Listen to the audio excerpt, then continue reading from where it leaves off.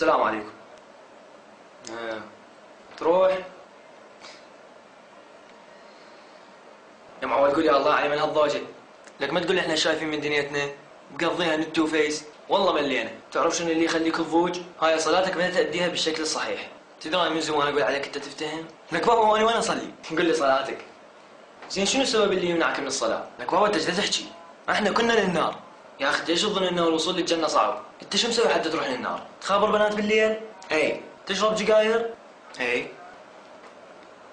تدور شغلات تعبانة بالنت؟ زين خلينا نجي الشغلات الزينة. فد يوم بايك شي؟ لا. فد يوم مأذي احد؟ يعني من كنت صغير. امك وابوك راضين عنك؟ اي طبعا. لا ما ضحك عليك وقال لك تروح للنار. لك بابا دا اقول لك ادخن، اسولف ويا بنات بالليل، ما اصوم، ما اصلي، مرات اسوي شغلات كبيره، كل هذا وما تريدنا نروح للنار؟ تريد اقول لك شيء؟ انت ضايج من هاي الشغلات اللي دا تسويها وتريد تعوفها بس ما تعرف شلون.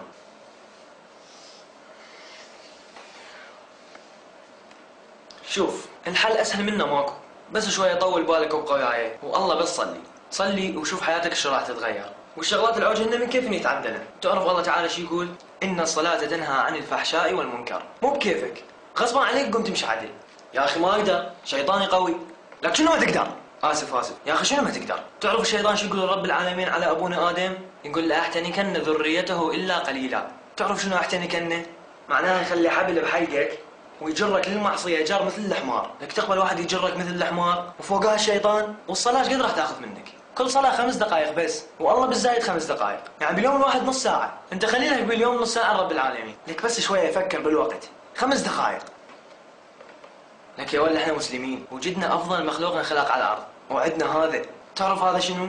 هذا كلام رب العالمين، تخيل الله تعالى فضلنا على باقي الناس وخلانا ننطق كلامه، وهاي الرحمة اللي احنا بيها، وخصوصا العراقيين.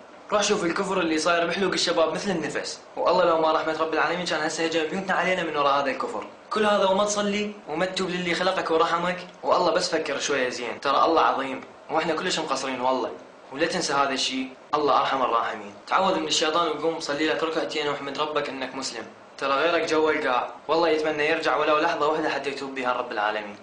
قل يا عبادي الذين أسرفوا على أنفسهم لا تقنطوا من رحمة الله إن الله يغفر الذنوب جميعا إنه هو الغفور الرحيم.